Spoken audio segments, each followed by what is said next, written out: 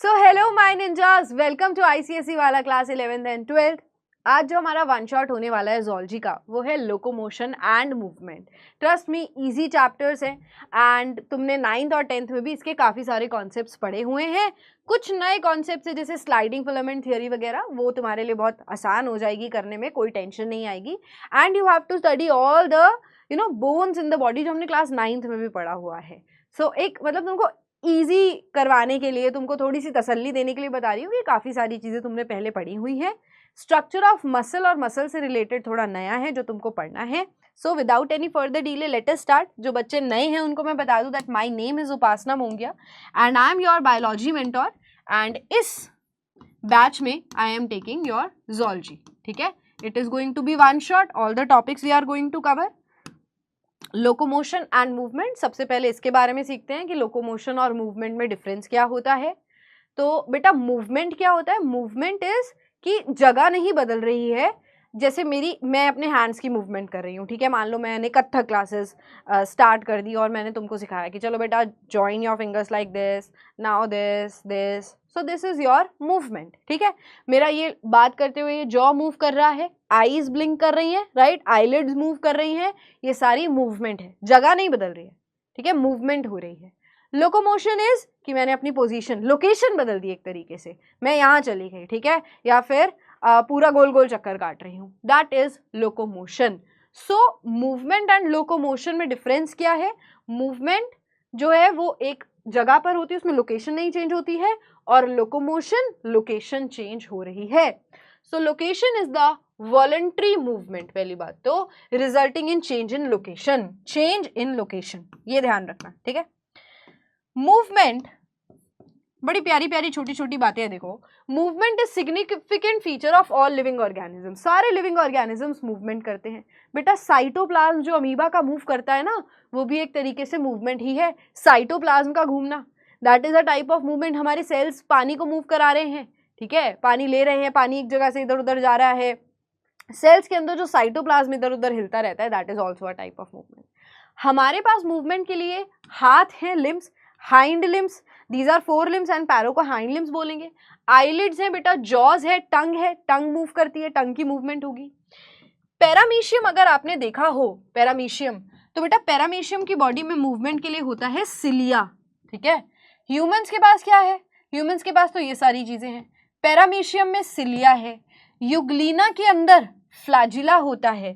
Sperm के पास भी flagella होता है।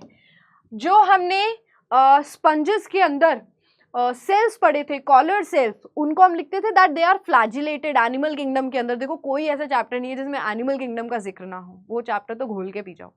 तो स्पंजेस जो होते हैं उनके अंदर कॉलर सेल्स थे, कॉलर सेल्स के पास फ्लैजिला होता है, वो फ्लैजिला पानी को मूव करने में हेल्प करता है। फ्लैजिला खुद अपनी जगह नहीं बदल रहा, फ्लैजिला ऐसे ऐसे मूव कर रहा है जिसकी वजह से पानी की मूवमेंट हो रही है। सो फ्लैजिला के एग्जाम्पल्स क्या है? Euglena, if you know, Euglena has this long flagella, flagella move करता है। स्पर्म की भी जो टेल होती है, so this is also a flagella. Then choanocytes and sponges, amoeba के अंदर, अमीबा का प्रोटोप्लाज्म एक जगह से दूसरी जगह मूव करता है बेटा। ठीक है, चलो, then movement that changes the location of an organism, वो मूवमेंट जो लोकेशन बदल दे, वो ऑर्गेनिज्म की हैबिटेट और ऑर्गेनाइजेशन पर डिपेंड करता है कि भाई उसकी बॉडी का लेवल ऑफ ऑर्गेनाइजेशन क्या है। जैसे स्पंजेस में हमें कभी लोकेशन देखने को, लोकोमोशन देखने को नहीं मिलेगा, क्योंकि स्पंजेस सिसाइल होते हैं, एक ही जगह पर फिक्स्ड रहते हैं, तो उनके सेल्स मूवमेंट कर रहे हैं बट स्पंजेस एक जगह से दूसरी जगह नहीं जा रहा है। ठीक है, देन हैबिटेट कहाँ रहते हैं ऑर्गेनिजम्स, उसके ऊपर भी लोकोमोशन एंड मूवमेंट डिपेंड करता है। एनिमल्स लोकोमोशन कब परफॉर्म करते हैं? जब बेटा उनको खाने के लिए जाना है, जंगल में जानवर हर तरीके का एक जगह से दूसरी जगह मूव कर रहा है, या फिर बेटा अगर उनको खुद को बचाना है, दुश्मन से भाग रहे हैं, बचा रहे हैं खुद को, या फिर घर ढूंढने के लिए, शेल्टर ढूंढने के लिए, या फिर मेट ढूंढने के लिए, रिप्रोडक्शन के लिए अगर कोई ऑर्गेनिज्म दूसरा ढूंढा जा रहा है, that is because the animals are performing locomotion. कोई ऑर्गेनिज्म क्यों मूव करेगा एक जगह से दूसरी जगह? बिकॉज उसको खाना चाहिए, ठीक है, उसको घर चाहिए, शेल्टर चाहिए एंड मेटिंग के लिए। ठीक है, all locomotion are movement but all movement can not be locomotion. Locomotion में मूवमेंट तो होगी ही होगी, तो ऑल लोकोमोशन आर मूवमेंट, सारी लोकोमोशन जो है वो मूवमेंट तो इंक्लूड कर ही रही है, बट क्या सारी मूवमेंट लोकोमोशन हो सकती है? नहीं। जैसे इसको फिर से समझो, ये सिर्फ मूवमेंट है, राइट? मैं जिम जा रही हूँ, मान लो जाती नहीं हूँ, बट लेट्स जस्ट से, ठीक है, मैं ऐसे बाइसेप्स उठा रही हूँ, सो दिस इज मूवमेंट। सो क्या ये मूवमेंट लोकोमोशन होगी? यानी कि सारी मूवमेंट को लोकोमोशन तो नहीं बोल सकते, बट मैं इधर मूव कर गई, मैं इधर मूव कर गई, मेरे लोकेशन बदली है, मेरे पैरों में मूवमेंट हुई है, यानी कि हर मूवमेंट लोकोमोशन, हर लोकोमोशन मूवमेंट है, हर मूवमेंट लोकोमोशन नहीं है, ठीक है। टाइप्स ऑफ मूवमेंट की बात करें जो हमारे अंदर हो सकती है, हमारे अंदर कौन सी मूवमेंट होती है? एक होती है एमीबॉइड मूवमेंट, नाम से ही समझ आ रहा है, अमीबा की तरह मूवमेंट। अमीबा की तरह मूवमेंट हमारी बॉडी में वाइट ब्लड सेल्स करते हैं। When we studied circulatory system, ये मान लो हमारी एक ब्लड कैपिलरी है, ब्लड कैपिलरी के बाहर यहाँ कोई बड़ा ही गंदा डरावना सा बैक्टीरिया घूम रहा है, ये सोच रहा है आज तो बहुत बीमार करूंगा बॉडी को। वाइट ब्लड सेल ने देख लिया, वाइट ब्लड सेल यहाँ है, वाइट ब्लड सेल ने देख लिया कि ये यहाँ पर बैक्टीरिया घूम रहा है, अब ये इसको खाना चाहता है, जिसको हम फैगोसाइटोसिस बोलते हैं। ये सेल्स के बीच में से क्रॉस करके बाहर आएगा बेटा, है ना।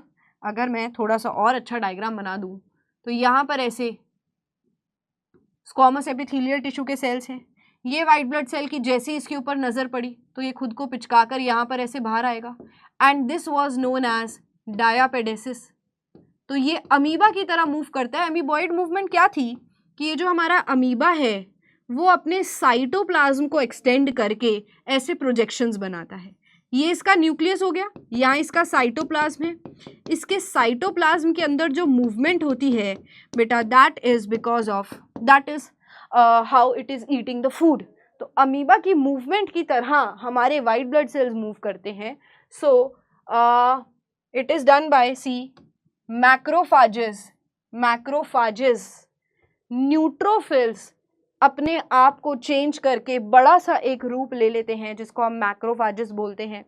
फिर उसके बाद वाइट ब्लड सेल्स जो ये काम कर रहे हैं, मैक्रोफाज भी एक तरीके का वाइट ब्लड सेल ही है, एंड बेटा it is happening with the help of microfilaments by pseudopodia formed by microfilaments. ये स्यूडोपोडिया है अमीबा के, ये स्यूडोपोडिया कैसे बने? इसके पास माइक्रोफिलामेंट्स थे जो कि इसको मूवमेंट करा रहे हैं। इसकी डेप्थ में इसलिए नहीं जा रही हूँ क्योंकि ये बॉटनी का टॉपिक है जिसमें तुम ये माइक्रोफिलामेंट्स का डिटेल्ड स्ट्रक्चर पढ़ोगे, प्रोटीन के स्ट्रक्चर होते हैं, मूवमेंट कॉज करते हैं, सब बॉटनी में आता है। सिलियरी मूवमेंट पर आ जाओ तो आप मतलब सुप्रिया मैम से सारी चीज़ें पढ़ने वाले हो, इसलिए मैं यहाँ नहीं जा रही हूँ। सिलियरी मूवमेंट की बात करें, पैरामीशियम याद है, पैरामीशियम, पैरामीशियम की कुछ ऐसे बॉडी होती है, चप्पल जैसा स्लिपर लाइक ऑर्गेनिज्म होता है, इसकी बॉडी पर छोटे छोटे हेयर लाइक स्ट्रक्चर होते हैं, इसी को हम सिलिया बोलते हैं, ठीक है। इसके पास एक ओरल ग्रूव होता है बेटा, एक माउथ होता है बेसिकली, ठीक है, ये ओरल ग्रूव, इसको हम गलेट बोलते हैं, गलेट। तो इसके अंदर खाना कैसे जाएगा? बेसिकली पानी में रहता है पैरामीशियम, पानी में ही खाना है आसपास, तो इसका खाना ना ऐसे बालों में फंस जाता है, इसके सिलिया में फंस जाता है, और सिलिया ऐसे ऐसे ऐसे ऐसे धक्का मार मार के खाने को इसके माउथ में पुश कर सकते हैं। तो सिलिया मूव कर रहे हैं और ये खाना खा रहा है, तो एक तो फायदा ये हो गया। दूसरा पता क्या होता है, यही सिलिया की मूवमेंट से ये पानी में एक जगह से दूसरी जगह जा सकता है, यानी कि in case of paramecium cilia is helping in movement as well as locomotion, movement of food and locomotion of the whole organism. By cilia, ciliary movement is happening with cilia and paramecium के अंदर ये ciliary movement होती है, ठीक है। ये बात तुमको समझ आई, cilia तुमको आइडिया हो गया बेटा। ये जो हम यहाँ पे पढ़ रहे हैं ना, ये टाइप्स ऑफ मूवमेंट, ये हमारे अंदर हो रहा है, हमारे अंदर भी क्या सिलिया प्रेजेंट है। जैसे पैरामीशियम को तो फायदा हुआ, पैरामीशियम तो इसी की हेल्प से मूव कर सकता है, हमारे अंदर सिलिया प्रेजेंट है कुछ एपिथेलियल टिश्यू के पास। हमारी बॉडी के अंदर जो नाक की लाइनिंग है, ठीक है, that has hair like structure जिसको हम सिलिएटेड एपिथेलियल टिश्यू बोलते हैं। फिर बेटा ट्रैकिया, हमारी विंड पाइप, तो विंड पाइप के अंदर सिलिएटेड एपिथेलियल टिश्यू है, कॉलमनार सिलिएटेड एपिथेलियल टिश्यू, जो कि मिट्टी को या डर्ट को या जर्म्स को अपने पास रख रहा है। साथ में सिलियरी एपिथेलियल टिश्यू के बीच में गॉबलेट सेल्स होते हैं जो कि म्यूकस बनाते हैं, म्यूकस और बाल जैसे स्ट्रक्चर सिलिया मिलकर डर्ट को रोकते हैं, प्योर एयर हमारे लंग्स तक पहुंचाने की कोशिश करते हैं। फीमेल रिप्रोडक्टिव ट्रैक्ट में ये फीमेल रिप्रोडक्टिव सिस्टम यहाँ पर कुछ ऐसा ही दिखता है। यूटेरस, यहाँ पर ओवम है, ठीक है, ओवरी है, ओवरी से ओवम बनेगा। ये ओवम यहाँ एम्प्यूला तक जाना चाहता है, कैसे जाएगा बेटा, यहाँ पर सिलिएटेड एपिथेलियल टिश्यू है, तो वो सिलिया ऐसे धक्का मार मार के ओवम को आगे पहुंचा देते हैं एम्प्यूला में, जहाँ पे फर्टिलाइजेशन होगी। फिर हमारी बॉडी में एक तीसरी तरीके की मूवमेंट होती है जो कि मसल्स की हेल्प से होती है। मसल्स लिम्स में, टंग्स में, जॉ में, ठीक है, ये हमारा पूरा चैप्टर इसी पर बेस्ड है। ये हमारी बॉडी के अंदर मूवमेंट है। क्या हमारी बॉडी में अमीबा के जैसे भी कोई चल रहा है? हाँ बेटा, वाइट ब्लड सेल्स। क्या हमारी बॉडी में सिलियरी मूवमेंट भी हो रही है? एपिथेलियल टिश्यू की मॉडिफिकेशन है। और यहाँ पर क्या हमारी बॉडी में मसल्स मूव कर रही हैं? ये तो सबसे ज़्यादा काम कर रही हैं बेटा, मेन काम तो इन्हीं का ही है, ठीक है। चलो, structure for locomotion on movement can be same, यही भी मैंने अभी तुमको समझाया। पैरामीशियम में सिलिया जो है वो फूड को मूव कराता है और पुश करता है माउथ के अंदर, एंड पूरे पैरामीशियम की मूवमेंट भी सिलिया की वजह से हो रही है। हमारी बॉडी में जो लिम्स हैं और टेंटिकल्स है बेटा, लिम्स की हेल्प से लिम्स मूवमेंट भी करा रहे हैं, ठीक है, लिम्स मूवमेंट भी करा रहे हैं। और पैरों से मैं चल भी रही हूँ, राइट। अब कोई पैरों से भी बेटा खाना, जैसे पैरों से काफ़ी बार होता है ना, when you are too lazy to pick anything from the floor, if you are flexible, पैरों से आप कोई चीज़ उठाते हो और उठाकर अपने हाथ में ले लेते हो। Have you done this? I have done it many times because I am too lazy to do that, too you know नीचे जाऊँ और फिर मैं उठाऊँ, इससे अच्छा मैं पैरों से उठा लेती हूँ, ठीक है। सो बेसिकली हमारी बॉडी में लिम्स, मूवमेंट और लोकोमोशन दोनों काम कर रहे हैं, ठीक है। और हाइड्रा, अगर आपने सुना हो, हाइड्रा सुना ही है, एनिमल किंगडम, ठीक है, निडेरिया फाइलम। हाइड्रा ऐसा कुछ होता है 1 सेंटीमीटर। हाइड्रा की बॉडी पर ऐसे टेंटिकल्स होते हैं, तो ये टेंटिकल्स खाने को पकड़ के इसके माउथ के अंदर भी डाल देंगे, प्लस ये टेंटिकल्स की हेल्प से ना गुलाटी मारता है। जैसे ये मूवमेंट कैसे करेगा? Actually it is a polyp form. Hydra वैसे पॉलिप फॉर्म में आता है, एंड पॉलिप फॉर्म पोल की तरह होती है, मूव नहीं कर सकती। बट हाइड्रा थोड़ी सी मूवमेंट पता है कैसे दिखाता है? हाइड्रा ऐसे गुलाटी मारता है, ऐसे, फिर ये उल्टा हो जाता है, फिर ये ऐसे फिर से गुलाटी मार के सीधा हो जाता है। तो ये हाइड्रा के अंदर टेंटिकल्स इसको लोकोमोशन में भी हेल्प कर रहे हैं। वैसे पॉलिप फॉर्म मूव नहीं करती है बेटा निडेरिया के अंदर, बट हाइड्रा भी प्रॉपर मूवमेंट नहीं करता, गुलाटी मार के, समरसॉल्ट बोलते हैं इसको, समरसॉल्ट मार के मूव कर सकता है with the help of tentacles. Tentacles खाना पकड़ के भी अंदर डाल रहे हैं और टेंटिकल्स मूवमेंट में भी हेल्प करा रहे हैं, लोकोमोशन में भी हेल्प करा रहे हैं। अगर हम ह्यूमन मस्कुलर सिस्टम की बात करें तो हमारी बॉडी में मसल्स कैसे काम करेंगी? मसल्स क्यों काम करेंगी? मसल्स हमारे न्यूरॉन से सिग्नल लेती है काम करने के लिए, ठीक है। हमारी बॉडी में मसल्स जो हैं उनको कोऑर्डिनेशन चाहिए नर्वस सिस्टम के बीच में, पूरा हमारा मस्कुलर सिस्टम और बेटा हमारा स्केलेटल सिस्टम। क्या हम बिना हड्डियों के मूव कर सकते हैं? क्या हम सिर्फ हड्डियां, मसल्स ना हो तो मूव कर सकते हैं? नहीं। यानी कि हड्डी और मसल दोनों जुड़ी होनी चाहिए मूवमेंट कराने के लिए, और इनको मूवमेंट कराने का सिग्नल हमारे न्यूरॉन्स देंगे, यानी कि नर्वस सिस्टम भी इन्वॉल्व है। तो ये पूरा मस्कुलर सिस्टम या मसल्स का जो कोऑर्डिनेशन है वो तीनों सिस्टम एक साथ करेंगे। मसल्स हमारी बॉडी में मीजोडर्मल इन ऑरिजिन। मीजोडर्म क्या होता है याद करो, एक्टोडर्म, एंडोडर्म, मीजोडर्म। मीजोडर्म से ही याद है ना, जिनको नहीं याद है उनको बता देती हूँ। हम सबसे पहले जाइगोट थे, फिर एम्ब्रियो बने। बीच में एक कंडीशन ऐसी आती है हमारी बॉडी में जब हम डेवलप हो रहे होते हैं, 3 लेयर, 3 सेल्स का ग्रुप बनता है, लेयर्स बनती है, बाहर वाली एक्टोडर्म, बीच वाली मीजोडर्म, 3 वाली अंदर वाली एंडोडर्म। तो मीजोडर्म मसल्स को फॉर्म करती है बेटा हमारी बॉडी में, और कनेक्टिव टिश्यू भी इसी से ही बनता है। सो मीजोडर्मल इन ऑरिजिन, यानी कि मीजोडर्म लेयर से हम बने हैं। हमारी बॉडी का वेट जो है वो 40% या 40 से 50% मसल से बना है। यानी कि मान लो कि अगर मेरा वजन है 60 किलो, तो उसका 40 to 50% मसल से बन रहा होता है, ठीक है। फिर आगे आ जाओ, muscles have excitability, contractibility, extensibility and elasticity. यानी कि हमारी मसल्स क्या कर सकती हैं?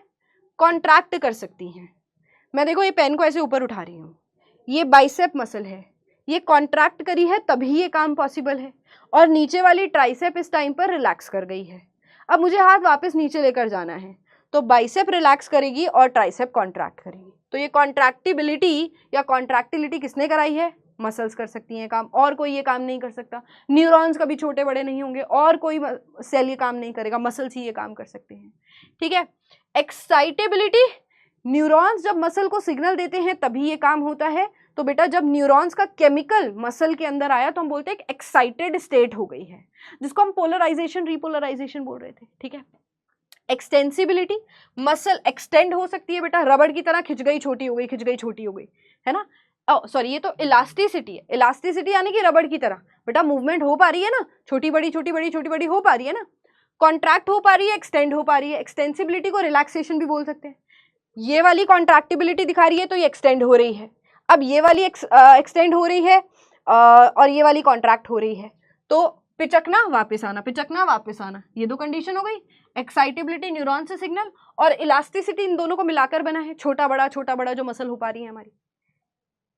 ठीक है, तो ये हमारी प्रॉपर्टीज है। फिर लोकेशन के हिसाब से हमारी मसल्स के 3 टाइप्स होते हैं, स्केलेटल, विसरल और कार्डियक। स्केलेटल मसल्स वो होती हैं जो आपकी कमांड को सुनेंगी, ठीक है, और विसरल मसल कौन सी होती है, जो आपकी कमांड को नहीं सुनती है, अपने आप काम करती हैं, और कार्डियक मसल्स होती है हमारे हार्ट में। आओ हम इनका डायग्राम बनाते हैं सुंदर सुंदर। अगर मैं स्केलेटल मसल्स की बात करूं तो ये पहली बात तो सिलेंड्रिकल शेप की होती हैं, और जब माइक्रोस्कोप में देखोगे तो तुमको इसमें बैंड्स दिखेंगे। कहीं से तो ये डार्क दिखेगा, फिर लाइट दिखेगा, फिर डार्क दिखेगा, फिर लाइट दिखेगा, डार्क दिखेगा, लाइट दिखेगा। इसको हम स्ट्राइएशंस बोलते हैं। इसके अंदर स्ट्रिप्स दिख रही हैं, डार्क बैंड और light band. This is dark band और दिस इज लाइट बैंड। इतनी बात समझ में आ गई। अब इसके अंदर सिंक्सीशियम होता है, यानी कि इट इज मल्टी न्यूक्लिएटेड। बहुत सारे न्यूक्लियस इसके अंदर प्रेजेंट होते हैं। बेसिकली जब ये एक सेल बन रहा होता है ना बॉडी के अंदर, तो बहुत सारे सेल्स मिलकर एक सेल बना रहे हैं बॉडी के अंदर। इसी को हम सिंक्सीशियम प्रॉपर्टी बोलते हैं। पहले भी बता चुकी हूं ये नाम।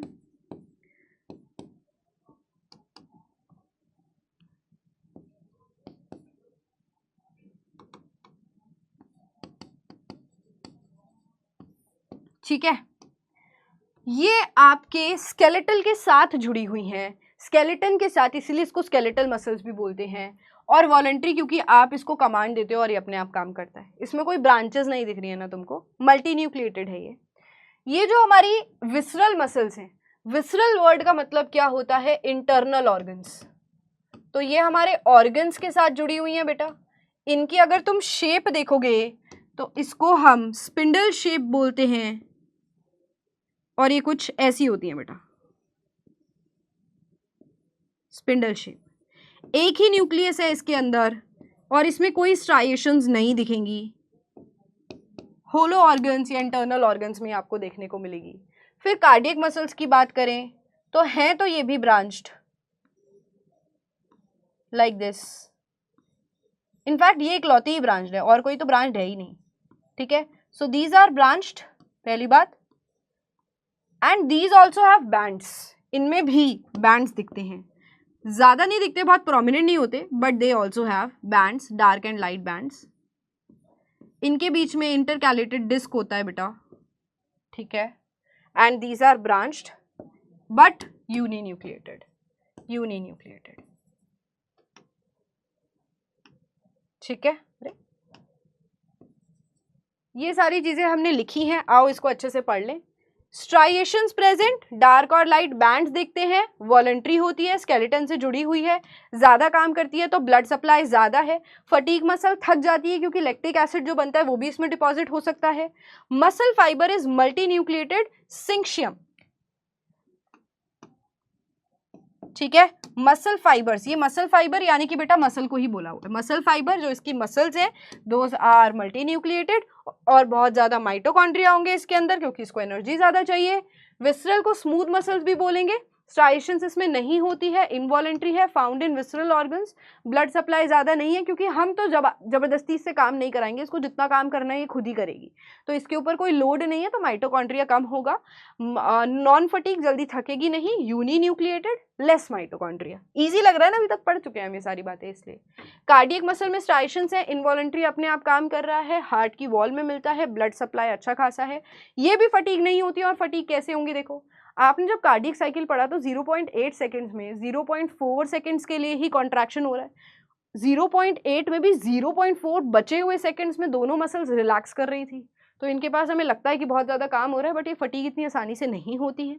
एक ही न्यूक्लियस है, माइटोकॉन्ड्रिया इसके पास भी ज़्यादा होता है। ठीक है, ये बेटा इसका वो है, सेम पॉइंट्स हैं ये, तुम इसको बना लेना। ये पिक्चर्स देखने हो तो ये और ये नोट सेम है, तो आप अगर टेबुलेटेड फॉर्म में लिखना चाहते हो तो तुम यहाँ से लिख सकते हो। ठीक है, फिर आ जाओ, हमें पढ़ना है स्केलेटल मसल। यहाँ से तुम्हारा एक नया टॉपिक शुरू हो रहा है जो तुमने अभी तक नहीं पढ़ा है। ठीक है, स्केलेटल मसल देखो,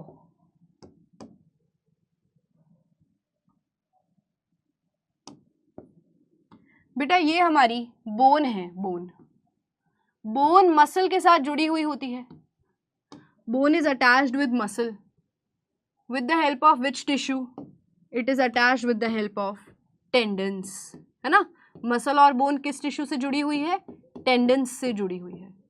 ये हमारी एक स्केलेटल मसल है और इसी का स्ट्रक्चर हमें पढ़ना है।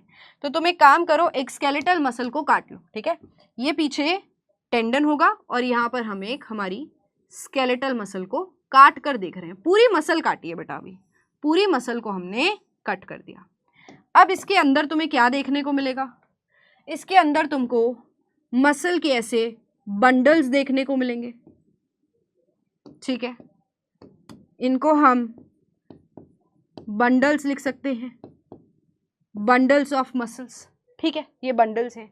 इसके आसपास ना कोलाजन का बना हुआ कनेक्टिव टिश्यू होता है, कोलाजिनस कनेक्टिव टिश्यू। बेटा ये ऐसे हवा में तो नहीं रहेगा ना, इसको जोड़ने के लिए भी तो कुछ होना चाहिए। तो कोलाजिनस कनेक्टिव टिश्यू होता है जिसको हम फेसिया बोलते हैं, फेसिया। ठीक है, आगे देखो। अब इस बंडल के अंदर, ये जो यहाँ पर बंडल्स हैं, इसके अंदर और सिलेंड्रिकल स्ट्रक्चर्स प्रेजेंट होते हैं। ठीक है, ये cylindrical structure, cylindrical structure, cylindrical structure like this. ठीक है, इसके अंदर भी सिलेंड्रिकल स्ट्रक्चर्स हैं ऐसे। अब एक सिलेंड्रिकल स्ट्रक्चर को बाहर निकाल लूं, एक सिलेंड्रिकल स्ट्रक्चर को मैंने बाहर निकाल लिया, इसको हम बोलते हैं बेटा मायोफाइब्रिल। मायोफाइब्रिल, मायो मतलब मसल, फाइब्रिल यानी कि समथिंग थ्रेड लाइक, ये एक मायोफाइब्रिल है। अब इसको और ज्यादा ब्रेक कर लो। मायोफाइब्रिल को ब्रेक करोगे, इसमें भी बेटा बहुत सारे ऐसे छोटे छोटे छोटे बंडल्स हैं, इनमें से भी एक बंडल बाहर निकाल लो, बंडल की एक सिलेंडर बाहर निकाल लो। ये है तुम्हारी मसल, इसको मायोफिलामेंट बोलेंगे, मायोफिलामेंट। ठीक है, तो ये एक स्केलेटल मसल है जिसका स्ट्रक्चर अपने को पढ़ना है। ये जो हम सिलेंडर कर करके स्ट्रक्चर बनाते हैं ना, वो ये होता है। तो ऐसे तुम इमेजिन करो कि ये एक मसल है, पीछे टेंडन है, इसके अंदर बंडल्स हैं। ठीक है, एंड इसके अंदर कोलाजिनस कनेक्टिव टिश्यू है, बंडल्स के अंदर मायोफाइब्रिल्स हैं और मायोफिलामेंट है।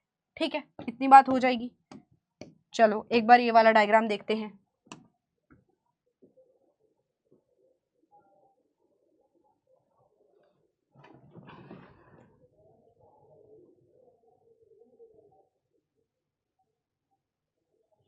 मैम मेरे ना शायद एयरपोर्ट्स वहीं रहते हैं, मेरी टेबल जिस साइड में बैठी थी ना वहीं होगी, तो अगर आपको दिखे तो प्लीज आप वो रख लेना, है ना, मैं आपसे कल ले लूंगी।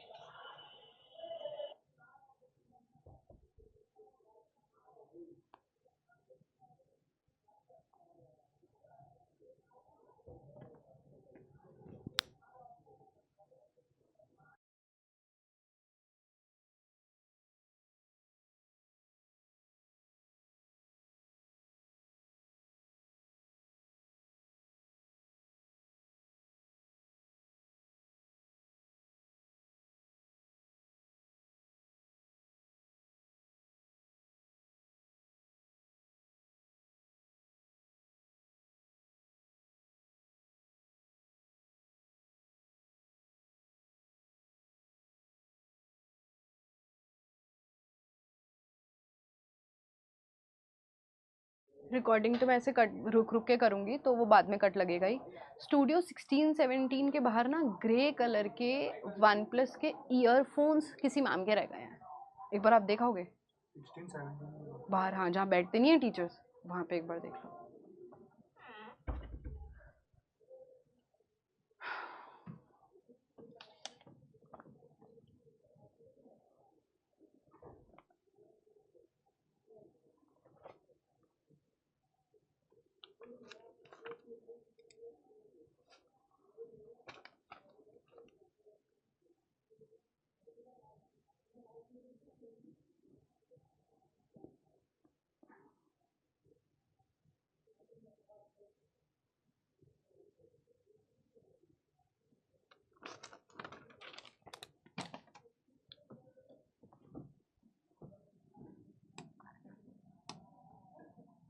देखो बेटा, यहाँ पर पूरा डायग्राम दिखा हुआ है, ठीक है। ये आपकी बेसिकली बोन है, ये टेंडन है, ये मसल का टुकड़ा है, ठीक है। ये इसको हमने कट कर दिया। अब ये इसके सारे बंडल्स है, बंडल्स, ठीक है, बंडल्स, ये बंडल्स हैं। और एक्चुअली एक चीज़ और लिख लो कि ये बंडल्स हैं, इनको मसल बंडल्स भी बोलते हैं, ठीक है, मसल बंडल्स, और इनको फैसिकल्स भी बोलते हैं, फैसिकल्स। ये फेसिया है, ये फैसिकल्स है। बंडल्स को fascicles, bundles fascicles, bundles fascicles. जो कनेक्टिव टिश्यू है उसको हम फेसिया बोलेंगे, ठीक है।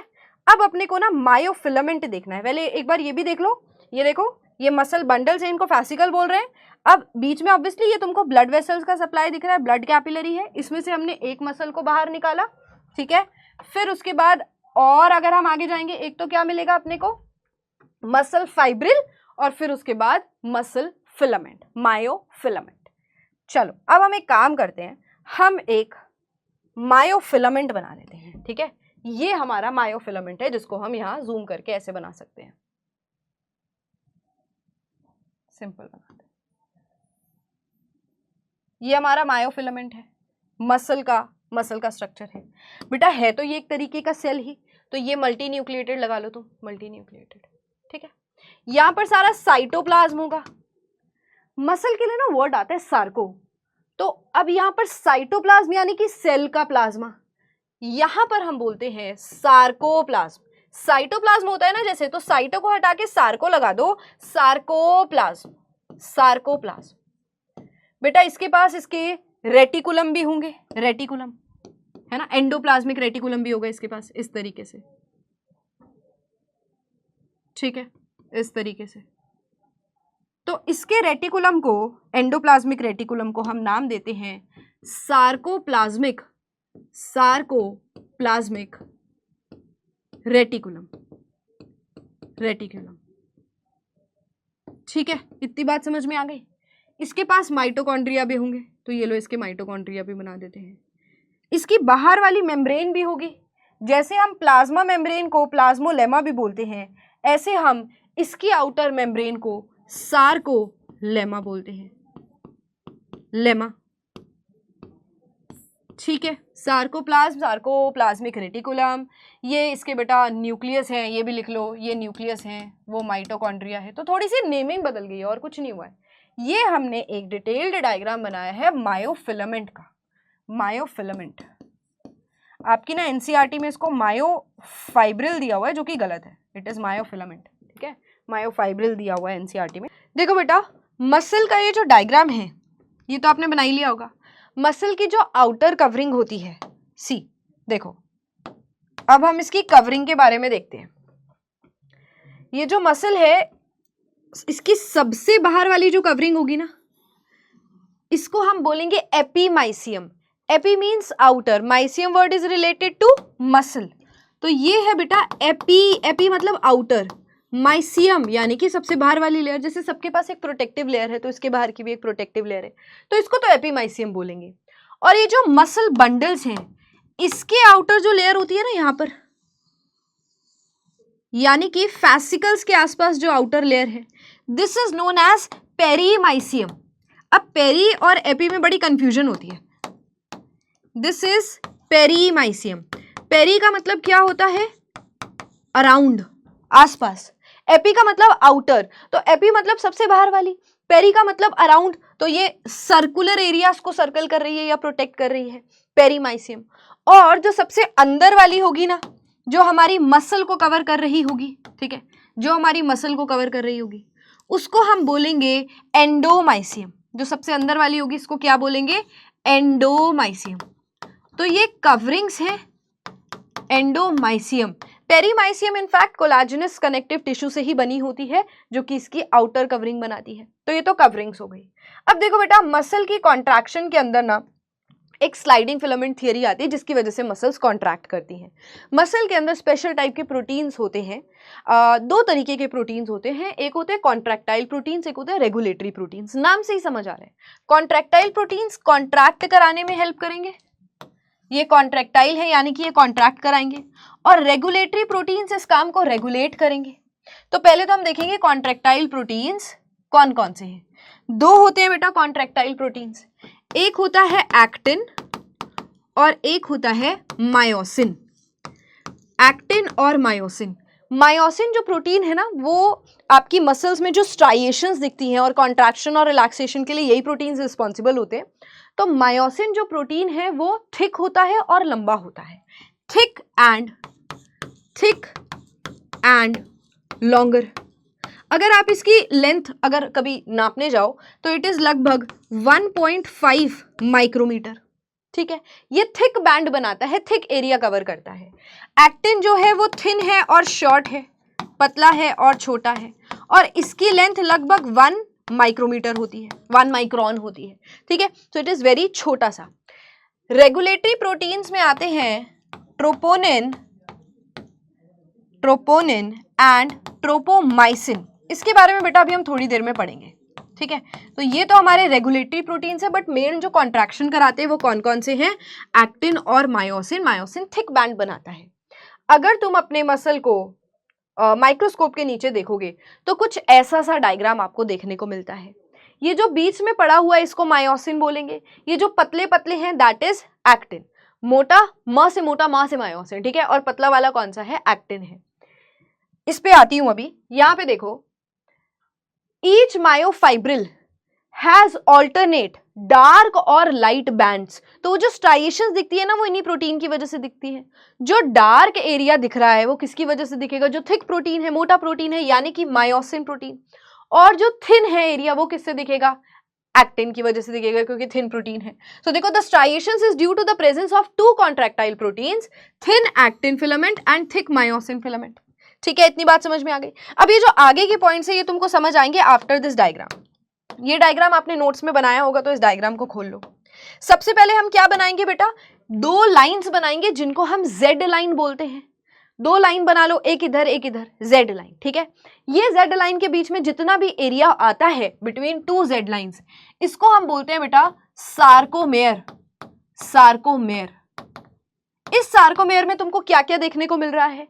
मायोसिन देखने को मिल रहा है। ठीक है, मायोसिन है। इधर वाला थोड़ा सा एक्टिन आया हुआ है, यानी कि आधा एक्टिन, और इधर से भी क्या आया हुआ है? आधा एक्टिन आया हुआ है। सो यानी कि सार्कोमेयर के अंदर हाफ एक्टिन प्लस एक पूरा मायोसिन और फिर से हाफ एक्टिन आया हुआ है। ठीक है, यस, क्लियर है इतनी बात? आगे बढ़े। ये जो मायोसिन है ना, इसको बाइंड करने के लिए या इसको बाइसेक्ट करने के लिए बीच में एक लाइन होती है, उसको हम बोलते हैं बेटा मिडल लाइन। कौन सा कलर लूं? पिंक कलर से बना दूं। मायोसिन के बीच में जो लाइन जा रही है इसको हम क्या बोलते हैं? M line. M for middle, M for myosin, तो इसको आप एम लाइन बोलोगे, एम लाइन। और जो पिंक से ही बनाते हैं, जो आपके बीच में इसको बाइंड कर रही है, एक्टिन को बाइंड कर रही है, वो कौन सी है? तुम्हारी जेड लाइन है। ठीक है, उसके बाद कुछ और नाम भी हैं। अगर मैं सिर्फ मायोसिन वाले हिस्से की बात करूं जिसमें मायोसिन अकेला है, मायोसिन अकेला पड़ा हुआ है, इस एरिया को बोलते हैं बेटा एच जोन, जिसमें मायोसिन बिल्कुल अकेला है, कोई उसको तंग नहीं कर रहा है। और वो वाला एरिया जिसमें मायोसिन की विजिबिलिटी है, मायोसिन पूरा आ रहा है, बट दिक्कत यह है कि मायोसिन जब पूरा है तो एक्टिन उसको ओवरलैप करता है, एक्टिन उसमें घुसता है बीच में, राइट? बट जब तुम इसको जब ये अपीयर करेगा, जब तुम इसको देखोगे तो ये थिक फिलामेंट ही अपीयर करेगा। इसको हम बोलते हैं बेटा ए बैंड। यानी कि ए बैंड वैसे तो मेन एरिया है मायोसिन का, बट उसमें थोड़ा सा ओवरलैपिंग तुमको एक्टिन भी दिखता है, पतला वाला एक्टिन है।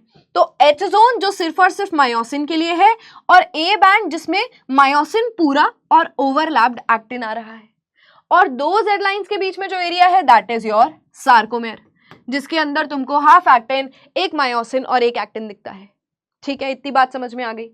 अब देखो, जेड लाइन बाइंड करता है एक्टिन को, जेड लाइन बाइंड करता है एक्टिन को, एम लाइन बाइंड करता है मायोसिन को, M line is binding myosin. उसके बाद एच जोन जिसमें सिर्फ और सिर्फ मायोसिन है। ए बैंड में क्या है, ए बैंड में मायोसिन तो है ही है, प्लस ओवरलैपिंग, ओवरलैप करता हुआ एक्टिन भी है, ओवरलैपिंग एक्टिन, ठीक है। और फिर है बेटा आई बैंड। आई बैंड वो एरिया है जिसमें सिर्फ और सिर्फ, ये देखो, जिसमें सिर्फ और सिर्फ एक्टिन आएगा, जिसमें सिर्फ और सिर्फ एक्टिन आएगा। पिंक कलर ही ले लेते हैं, मुझे लग रहा है वही ज्यादा चमक रहा है। तो आई बैंड कौन सा है, जिसमें सिर्फ और सिर्फ एक्टिन आता है। A band, I band. A band किसने बनाया, मेजॉरिटी मायोसिन ने बनाया, बट ओवरलैपिंग इसमें एक्टिन भी है, बट आई बैंड सिर्फ और सिर्फ एक्टिन के लिए है, ठीक है। तो ये तुम्हारा स्ट्रक्चर है बेटा सार्कोमेयर का। ये स्ट्रक्चर अगर समझोगे उसके बाद ही तुमको समझ आएगा स्लाइडिंग फिलामेंट थ्योरी कैसे काम करती है। बेसिकली क्या करता है, जब मसल कॉन्ट्रैक्ट करती है ना, तो ये एक्टिन और मायोसिन आपस में जुड़ते हैं और ये एक्टिन अंदर की तरफ हो जाता है दोनों साइड से, तो आपका पूरा सार्कोमेयर की लेंथ जो है वो छोटी हो जाती है। अभी हमने रेस्ट पे बनाया बेटा, ये सार्कोमेयर जो डायग्राम है ये अभी आपका रेस्ट पे, यानी कि मसल्स कॉन्ट्रैक्ट नहीं कर रही हैं। अच्छा, और बातें देखते हैं देखो एक्टिन के बारे में, फिर हम इस डायग्राम पे वापस आएंगे। सार्कोमेयर क्या क्या है, सार्कोमेयर के अंदर क्या क्या है, समझ आ गया। यहां पर आ जाओ। एक्टिन जो है वो थिन और शॉर्ट है 1 माइक्रोमीटर। एक बार हम सार्कोमेयर की लेंथ देखें कितनी होती है। एक्टिन कितना था बेटा, एक्टिन वाज 1 माइक्रोन। यहां पर एक्टिन आधा आ रहा है, यानी कि 0.5 माइक्रोन। मायोसिन पूरा आ रहा है, इसकी लेंथ थी 1.5 माइक्रोन, और अगेन आधा एक्टिन यानी कि 0.5 माइक्रोन। तो टोटल रेस्ट पे अगर हम सार्कोमेयर की लेंथ देखें तो 1.5 टू 2.5 माइक्रोन एक सार्कोमेयर की लेंथ होगी। यस, ये आपके एमसीक्यू बन सकते हैं, आपसे पूछा जा सकता है इसके बारे में। तो आओ यहां पे देखो, आई बैंड में सिर्फ और सिर्फ एक्टिन है, ए बैंड में एक्टिन और मायोसिन है, मायोसिन पूरा है, एक्टिन ओवरलैपिंग है। ये एक दूसरे के पैरेलली अरेंज होते हैं बेटा। ए बैंड जो है वो lighter region, A band appears as a lighter region in the middle which is called as H band या H zone. It is formed of only myosin. जो सिर्फ और सिर्फ मायोसिन का एरिया है बेटा, उसको हम H zone बोलते हैं, H बैंड बोल सकते हैं। जो थिन डार्क लाइन है जो पूरे सेंटर में जाती है, M लाइन है। पूरे सेंटर में जो जाएगी मायोसिन के, उसको हम क्या बोलते हैं, M लाइन बोलते हैं, ठीक है। अब देखो, जब मसल कॉन्ट्रैक्ट करती है तो एक्टिन के फिलामेंट दूसरी साइड पर ओवरलैप करते हैं और एच जोन गायब हो जाता है। जैसे अगर इसी डायग्राम की बात करें, ये एक एच जोन था जिसमें अभी सिर्फ मायोसिन पड़ा हुआ है। जब मसल कॉन्ट्रैक्ट करेगी तो एक्टिन और मायोसिन में बॉन्ड बन जाएगा और ये कॉन्ट्रैक्ट कर जाएंगे, पास पास आ जाएंगे, तो क्या तब तुमको कोई एच जोन दिखेगा, नहीं दिखेगा। तो यही बात लिखी हुई है कि भाई जब मसल कॉन्ट्रैक्ट करते हैं तो एच जोन गायब हो जाएगा थोड़ी देर के लिए। I band is bisected by a dense line which is known as Z line. देखो इसमें आओ, आई बैंड कौन सा एरिया है, ये वाला है एरिया आई बैंड, जिसमें सिर्फ और सिर्फ एक्टिन आ रहा है। आई बैंड को बीच में से कौन काटता है, जेड लाइन काटती है। ये बातें बेटा एक दो बार जब तुम डायग्राम बनाओगे तो तुमको याद हो जाएगी। सबसे पहले जेड लाइन से शुरुआत करना, बीच में मायोसिन बनाना, और जेड लाइन के ऊपर ही तुम क्या बना दोगे, एक्टिन बना दोगे। अब एक्टिन जो है वो मायोसिन के नीचे थोड़ा ओवरलैप करता है, सिर्फ जो मायोसिन वाला हिस्सा है वो एच जोन है। मायोसिन का पूरा एरिया जिसमें एक्टिन भी आ रहा है वो तुम्हारा ए बैंड है। फिर उसके बाद मायोसिन खत्म हो गया, यहां पर भी एक्टिन, यहां पर भी एक्टिन, एक्टिन वाला जो एरिया है वो आई बैंड है, ठीक है। Region between two Z lines is called sarcomere, very important. जो जेड लाइन्स के बीच का एरिया होता है उसको सार्कोमेयर बोलते हैं। Sarcomere is the structural and functional unit of muscle. जैसे बेटा nephron is the structural and functional unit of kidney, neurons are the structural and functional unit of brain, nervous system. So same तरीके से sarcomere muscle को बनाता है, इसलिए sarcomere is the structural and functional unit of a muscle, ठीक है। इतनी बात समझ में आ गई। अब इसके बाद एक्टिन प्रोटीन के बारे में बात करते हैं। एक्टिन प्रोटीन का स्ट्रक्चर देखते हैं। ये स्ट्रक्चर तुमको दिख रहा है, बड़ा भयानक सा स्ट्रक्चर है, बट ऐसा है नहीं, let's make it easy. Actin, each actin filament is made up of 2 filamentous F actin. देखो एक्टिन कैसे बनेगा, एक्टिन के अंदर ना ऐसे छोटे छोटे गोले गोले गोले गोले स्ट्रक्चर्स लो, इसको हम जी एक्टिन बोलते हैं। छोटे छोटे हैं, गोले गोले हैं, तो जी एक्टिन बोल सकते हो। ये सारे जी एक्टिन जब जुड़ गए तब हम इसको नाम देते हैं एफ एक्टिन। यानी कि एफ एक्टिन एक पॉलीमर है, एक लंबी चेन है, छोटे छोटे छोटे छोटे मोनोमर से जुड़कर मिला है, जिसको हम जी एक्टिन बोलते हैं। अब ये एक ही नहीं है, ऐसे दो होते हैं, एक ये और एक और बना लो बेटा। जैसे हमारे गर्ल्स समझ पाएंगी या बॉयज ने भी देखा होगा, हमारी मम्मी गुत्त नहीं बनाती। गुत्त क्या होता है? ऐसे चोटी नहीं बनाते, ब्रेड्स नहीं बनाते, तो ये एक के ऊपर ऐसे सांप की तरह बेटा लपेटे हुए होते हैं, जैसे आपको यहाँ दिख रहे हैं 1 and 2। तो यानी कि दो एफ एक्टिन है, G actin is the monomer, F actin is the polymer, और ये जो दो चेन्स बन गई हैं ये किसकी है? एफ एक्टिन की है। तो यानी कि दो एफ एक्टिन मिल रहे हैं तुमको जब तुम एक्टिन का स्ट्रक्चर देखोगे। हमने तो बेटा ब्लू कलर की सिंपल सी लाइन बना दी, बट ये ब्लू कलर की सिंपल सी लाइन थोड़ी है, ये इतना सिंपल थोड़ी है। इसी का स्ट्रक्चर आप पढ़ रहे हो। एक्टिन आपको कैसा दिखता है? ऐसे दो एफ एक्टिन वाली चेन मिलती है। उसके बाद ईच एफ एक्टिन, देखो क्या लिखा है, एफ एक्टिन जो है वो पॉलीमर है जी एक्टिन का। जी मतलब ग्लोब्यूलर, तो तुम्हें शेप से ही समझ आ रहा है, गोला गोला, ठीक है। F actin is a long chain. F की फुल फॉर्म क्या है? फिलामेंटस। फिलामेंटस मतलब लंबे लंबे धागे जैसा दिखता है, बाद में गोले गोले मिलकर लंबे लंबे धागे बना देते हैं, फूलों की माला जैसे इमेजिन करो। एक्टिन फिलामेंट के अंदर दो और प्रोटीन्स होते हैं जिनको रेगुलेटरी प्रोटीन्स बोलते हैं, जो है ट्रोपोनिन और ट्रोपोमायोसिन। ये जो ट्रोपोमायोसिन है ना बेटा, ट्रोपोमायोसिन, ये ना एक और ऐसे थ्रेड की तरह जा रहा होता है और इसको ऐसे लपेट लेता है, ठीक है। ये जो पिंक कलर से मैंने बनाया ना, रुको थोड़ा सा और अच्छा बनाएंगे, ये ऐसे जा रहा है, फिर ऐसे जा रहा है, फिर ऐसे जा रहा है, ठीक है, ऐसे जा रहा है, like this, something like this. तो इसको हम क्या बोलेंगे? ये है ट्रोपोमायोसिन। ट्रोपोमायोसिन बनाया हुआ है नोट्स में, नोट्स तुम खोल के बैठो, ठीक है, तभी रिवीजन होगा। अब जैसे इमेजिन करो, ये ऐसे फूलों की माला है या मोतियों की माला है, उसके ऊपर तुमने एक और धागा लपेट दिया, ट्रोपोमायोसिन। अब ये धागा अपनी शेप बदल सकता है ना, ये धागा कभी ऊपर कभी नीचे हो सकता है। हम नहीं चाहते रेस्ट पर ये धागा इधर उधर हो, हम चाहते हैं ये धागा उसी जगह पर रहे। तो मान लो हमने ना इसको बीड्स से चिपका दिया, तो जो हम बीड्स यूज कर रहे हैं इसको चिपकाने के लिए, उसको हम बोलते हैं ट्रोपोनिन। ये ट्रोपोनिन ट्रोपोमायोसिन को एफ एक्टिन के ऊपर फिक्स कर देता है। ये देखो लाइक दिस, 3 यूनिट्स होती है बेटा, 3 छोटी छोटी यूनिट्स होती हैं जो ट्रोपोनिन को बनाती हैं। यहां पे बना देती हूं। तो ये जो आपको ग्रीन कलर के 3 छोटी छोटी यूनिट से बना हुआ प्रोटीन दिख रहा है, इसको हम बोलते हैं ट्रोपोनिन। ट्रोपोनिन ट्रोपोनिन क्या करता है? ट्रोपोनिन बेसिकली ट्रोपोमायोसिन को एफ एक्टिन के ऊपर फिक्स कर रहा है। जैसे ये देखो, इस डायग्राम में देखो, ये फिक्स कर रहा है बेटा, ठीक है।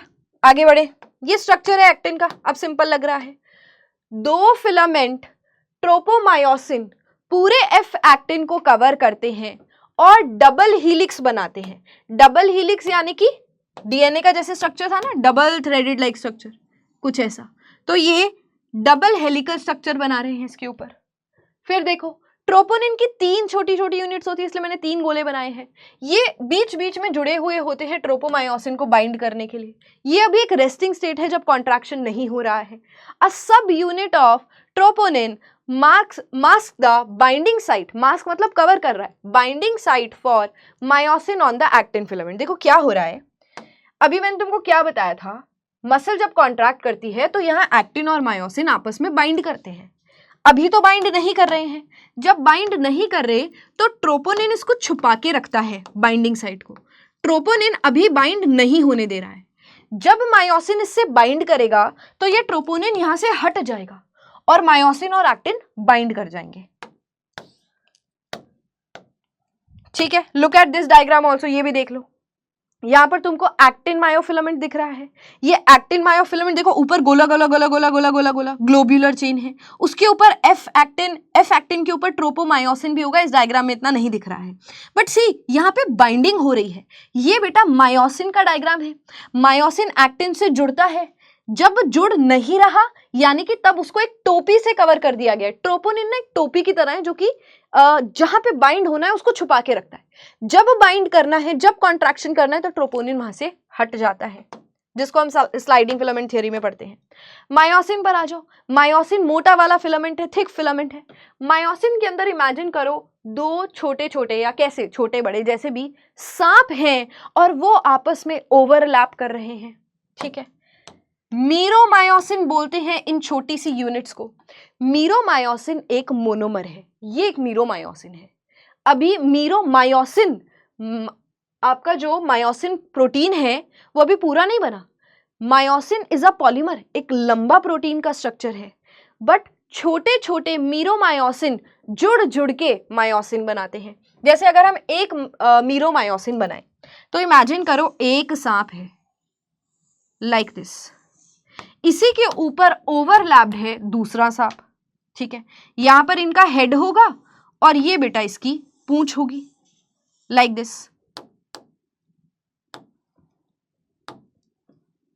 ये ऐसे इसको बाइंड कर रहा है, ठीक है, इसको ऐसे फोल्ड करके रखता है, इसके ऊपर बाइंड करता है। अब इसको लेबल कर ले, ये मान लो सांप है। सांप का जो हेड है वो यहां पर है, ठीक है। आंखें भी बना देते हैं सांप की, ये लो, ठीक है। अब ये जो एरिया है ना बेटा, यहीं पर बाइंडिंग होती है। ऊपर वाला हिस्सा क्या कहलाएगा? हेड कहलाएगा। हेड जैसा ही लग रहा है। ये क्या लग रही है बेटा? इसकी आर्म लग रही है, आर्म, ठीक है। और ये क्या है? इसकी टेल है पीछे की तरफ। हेड, आर्म एंड टेल, ऐसे दो सांप लपेटे हुए हैं। बट अभी ये दो सांप एक छोटा सा मोनोमर बना रहे हैं, मीरोमायोसिन। ऐसे बहुत सारे सांप ऊपर की तरफ और नीचे की तरफ जुड़कर मायोसिन बनाते हैं। फॉर एग्जाम्पल, इसकी टेल इसी के साथ जोड़ दो एक सांप की, फिर उसका हेड बना दो, ठीक है।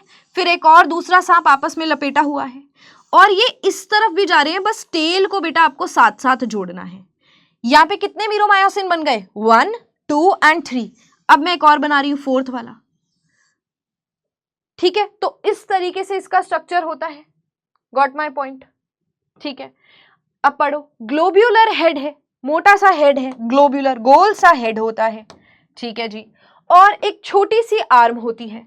ये हेड है, ये आर्म है और ये टेल है। तीन चीजों को मिलकर मीरोमायोसिन बना है। टेल जो है ये लाइट एरिया बन सकता है बेटा मीरोमायोसिन का। यहां पर दो चीजें आ रही हैं, ये हैवी एरिया होगा। एक सांप की अगर हम बात करें तो उसको कहां कहां हैवी फील होगा? ऊपर बेटा, नीचे तो उसकी सिर्फ पूंछ है। तो इस एरिया को हम बोलते हैं हैवी मीरोमायोसिन, शॉर्ट फॉर्म में बोल दो HMM।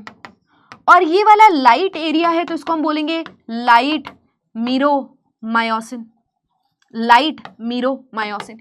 यही लिखा हुआ है देखो, ग्लोब्यूलर हेड और उसके साथ एक छोटी सी आर्म, ये हैवी मीरोमायोसिन या HMM बनाते हैं। जबकि जो टेल वाला पार्ट है वो लाइट मीरोमायोसिन यानी कि LMM बनाता है। HMM जो कंपोनेंट है वो बाहर की तरफ निकल रहा होता है। ये जो हेड है वो हमेशा बाहर की तरफ निकलेगा, नीचे से भी और अंदर से भी। ये देखो, जैसे ये तो एक मीरोमायोसिन है, अब ये भी एक मीरोमायोसिन है। ऐसे बहुत सारे स्ट्रक्चर्स को जोड़ जोड़ कर हमारा पूरा का पूरा मायोसिन बनता है। इजी है इसका डायग्राम। अब एक्टिन बेचारा छोटा है, पतला है, कमजोर है, तो उसके अंदर ज्यादा प्रोटीन्स आए हुए हैं। एक्टिन के अंदर G एक्टिन, F एक्टिन और ट्रोपोनिन और ट्रोपोमायोसिन, क्योंकि पतला है और वो इधर उधर निकल जाता है तो हमें उसको अच्छे से बांध के रखना है। मायोसिन के अंदर सांप की लंबी सी लड़ी इमेजिन करो, ठीक है। दो सांप हैं, इसको हमने क्लास में कैसे याद किया था कि जैसे ये दो सांप हैं, ठीक है। मीरा के बारे में अगर आपने सुना हो, मीरा कृष्ण भक्त है ना। मीरा जो है वो कृष्ण की बड़ी पूजा करती थी। तो जब कृष्ण लीला चल रही है, मीरोमायोसिन, जब कृष्ण लीला चल रही है तो दोनों सांप आपस में ऐसे कॉइल कर रहे हैं और डांस कर रहे हैं, ठीक है। ये जो सांप का ऊपर हेड है, यहां पर क्या था? यहां पर ATP बाइंड होता है, इसलिए हम इसको बोलते हैं ATP बाइंडिंग साइट। और इसके पास एंजाइम है जिसको हम बोलते हैं एटीपेज एंजाइम। ये सारी चीजें इसके हेड वाले पार्ट में होती हैं, हेड के भी ऊपर वाले पार्ट में। पढ़ लो, globular head is an active ATPase enzyme. जो ग्लोब्यूलर हेड है उसके पास एक एंजाइम है, एटीपेज एंजाइम। यहां पर बाइंडिंग होती है ATP की एक्टिन और मायोसिन को बाइंड करना है। अब पूरे सांप में कहाँ बाइंड करेगा? सांप ने मान लो ऐसे अपना मुंह खोला और मायोसिन को ऐसे बाइंड कर लिया, मायोसिन को पकड़ लिया। According to the sliding filament theory, contraction of a muscle fibre takes place by the sliding of thin filament over the thick filament. जो थिन फिलामेंट नीचे की तरफ है वो स्लाइड कर जाता है थिक फिलामेंट की तरफ, राइट? सो नाउ बच्चों वी विल सी कि स्लाइडिंग फिलामेंट थ्योरी कैसे काम करती है, कैसे मसल कॉन्ट्रैक्शन होता है। तो मैंने जो वीडियो है अलग अलग पार्ट्स में रिकॉर्ड करी है, इसलिए तुमको बड़ी अलग अलग दिखेंगी बेटा। कभी मैं जैकेट पहनी हुई है, कभी नहीं पहनी हुई है। एक्चुअली दिवाली टाइम पे मैंने इसको रिकॉर्ड किया था। तो अभी हमने देखना है कि मसल कॉन्ट्रैक्शन होता कैसे है, राइट? ठीक है, एक न्यूरल सिग्नल जाता है, यानी कि न्यूरॉन का सिग्नल जाएगा, सेंट्रल नर्वस सिस्टम भेजेगा और मोटर न्यूरॉन ये सिग्नल लेकर जाता है। मोटर न्यूरॉन मसल फाइबर, इसको हम मोटर यूनिट बोलते हैं। जैसे यहाँ पर न्यूरॉन है और ये मसल है जिसके ऊपर सिग्नल आ रहा है। यहाँ न्यूरॉन से एसिटाइलकोलिन नाम का न्यूरोट्रांसमीटर निकलता है जो कि मसल को कॉन्ट्रैक्शन का सिग्नल देगा। Impulse reach the neuromuscular junction, neuro मतलब न्यूरॉन, मस्कुलर मतलब मसल, तो एक्चुअली इस एरिया को NMJ बोलते हैं, विच इज न्यूरोमस्कुलर जंक्शन। ये क्या है बेटा? साइनैप्टिक नोब, इसके अंदर साइनैप्टिक वेसाइकल्स हैं, यहाँ से केमिकल निकलेंगे जो मसल सेल के अंदर एंटर करने वाले हैं। It is the junction between a motor neuron and the sarcolemma of the muscle fibre. Sarcolemma यानी कि जो मसल है उसके अंदर जो साइटोप्लाज्म है उसको हम सार्कोप्लाज्म बोलते थे। तो इसके पास ये सिग्नल जाएगा। याद करो हमने पढ़ा था कि जो सार्कोप्लाज्मिक रेटिकुलम है ना, जो एंडोप्लाज्मिक रेटिकुलम होता है, मसल का सार्कोप्लाज्मिक रेटिकुलम होता है। It is a store house of calcium. तो जैसे ही एसिटाइलकोलिन आया, ये देखो acetylcholine is released by neuromuscular junction, एक एक्शन पोटेंशियल जनरेट हो जाता है सार्कोलेमा के अंदर, प्लाज्मा मेम्ब्रेन ऑफ मसल के अंदर। एक्शन पोटेंशियल मसल फाइबर के अंदर जाएगा और जो कैल्शियम आयन स्टोर्ड थे वो रिलीज हो जाएंगे। कैल्शियम आयन क्या करेगा? हमने अभी एक्टिन का स्ट्रक्चर पढ़ा ना, तो उसके अंदर जो ट्रोपोनिन था, जो ट्रोपोमायोसिन को ऐसे होल्ड करके रख रहा था, वो हमें बेसिकली हटाना है। ट्रोपोनिन को हटाएंगे तभी मायोसिन जाकर बाइंड कर सकता है। तो हटाने के लिए कैल्शियम रिलीज हुआ जो ट्रोपोनिन को हटा देगा एक्टिन फिलामेंट पे, एंड जो एक्टिव साइट है मायोसिन की उससे वो बाइंड कर जाएगा using the energy from ATP hydrolysis. जब हमने अभी यहाँ पर स्ट्रक्चर पढ़ा, ये देखो मायोसिन के हेड के ऊपर ATP बाइंडिंग साइट है। अब तुमको समझ आया ये साइट क्यों है? बेटा एनर्जी निकलेगी और मायोसिन इसके साथ बाइंड कर जाएगा, सॉरी एक्टिन इसके साथ बाइंड कर जाएगा। सो यही हो रहा है आगे देखो, using the energy from ATP hydrolysis. ATP hydrolysis, lysis मतलब ब्रेकडाउन, ATP का टूटना बाय ATPase एंजाइम। मायोसिन का हेड बाइंड करता है एक्टिन के पास, एक्टिन का ट्रोपोनिन हट चुका है और जब वो बाइंड करता है तो एक क्रॉस ब्रिज बनता है।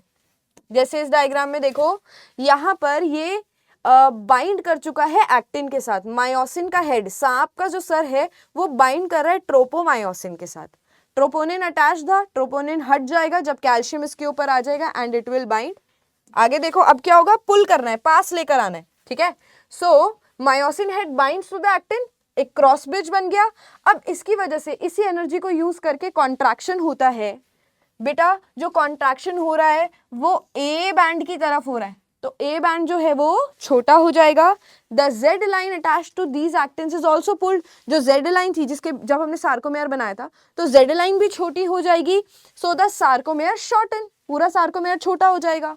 I बैंड भी छोटा हो जाएगा और A बैंड अपनी लेंथ मेंटेन करके रखेगी। फॉर एग्जाम्पल यहाँ पर आओ, जो हमने सार्कोमेयर बनाया है उसमें ये जो Z लाइन है ये भी पास आ जाती है बेटा, ठीक है। बट एक चीज याद रखना, ये जो H जोन था जो सिर्फ और सिर्फ मायोसिन का था वो डिसअपियर हो जाता है। H जोन विल डिसअपियर क्योंकि क्रॉस ब्रिज बन गया और अब वो पास आ गए हैं, ठीक है। यहाँ पे देखो जैसे ये H जोन था, जब कॉन्ट्रैक्शन हुआ तो H जोन गायब ही हो गया। पहले थोड़ा सा कॉन्ट्रैक्शन हुआ, मैक्सिमम कॉन्ट्रैक्शन के टाइम पर H zone disappears. Myosin releases the ADP and PI। ATP टूटा, ADP बन गया, एक फॉस्फेट निकल जाएगा इनऑर्गेनिक और वो बाकी फिर से रिलैक्स्ड स्टेट में चले जाएंगे एक नई एटीपी बाइंडिंग साइट होगी एंड क्रॉस ब्रिज जो है वो टूट जाएगा। एटीपी फिर से हाइड्रोलाइज होगा, फिर से टूटेगा and this is how it is continued. 4 से 5 बार ये रिपीट होता है, पढ़ो इसको। Hydrolyse by the myosin head and the cycle of cross bridge formation and breakage, बनता है टूटता है। एटीपी वाली बाइंडिंग साइट पर बनेगा, एडीपी और फॉस्फेट रिलीज हो जाएंगे and this will be continued, ये रिपीट रहेगा बेटा। when calcium ions are pumped back to the sarcoplasmic cisternae, जब वापस कैल्शियम आयंस भेज दिए जाएंगे तो अगेन ट्रोपोनिन बाइंड कर जाएगा। कैल्शियम है तो कैल्शियम ने ट्रोपोनिन को हटा दिया, ठीक है। जब कैल्शियम चला गया तो ट्रोपोनिन फिर से ट्रोपोमाइसिन को बाइंड कर लेगा, जिसकी वजह से जेड लाइन रिलैक्स कर जाएंगे, वापस अपनी पोजीशन पर आ जाएंगे। एंड ये देखो, ये हमारे पास एक समरी है। Reaction time of the fibres अलग अलग मसल्स में अलग अलग तरीके से काम करती है। ये बार बार एक्टिवेशन होता है, जिसकी वजह से लैक्टिक एसिड डिपॉजिट हो जाता है और क्रैम्प्स हो जाते हैं, मसल फटीग हो जाएगी, एनारोबिक ब्रेकडाउन हो रहा है बेटा यहाँ पर ग्लाइकोजन का।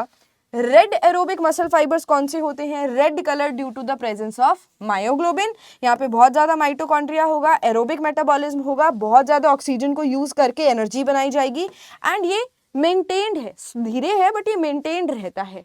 जब व्हाइट मसल फाइबर्स क्या करते हैं? White colour due to lesser amount of myoglobin, इसमें माइटोकॉन्ड्रिया कम है, यहाँ एनारोबिक मेटाबॉलिज्म होगा, जल्दी कॉन्ट्रैक्शन होता है, शॉर्ट पीरियड के लिए होता है, ठीक है।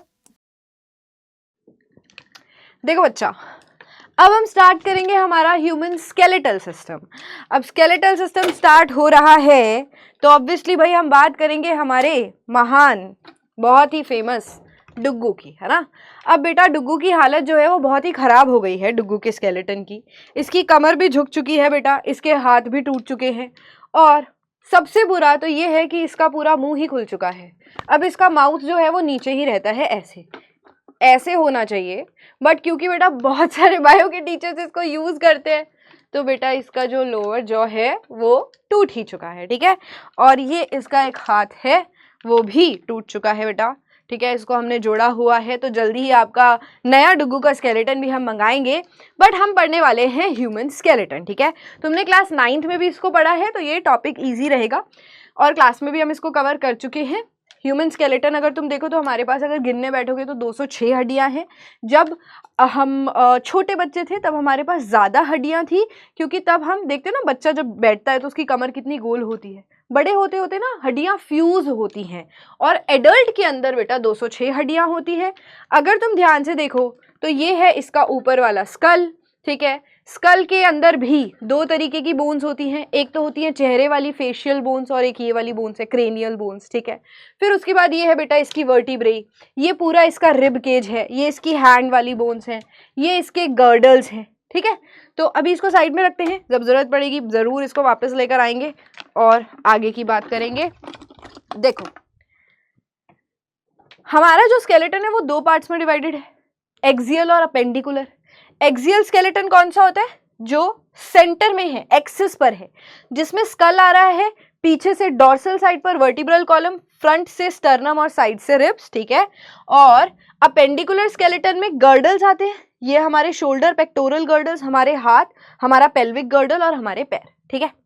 चलो स्टार्ट करते हैं। तो देखो हमारा जो हड्डियां हैं कितनी है? 206।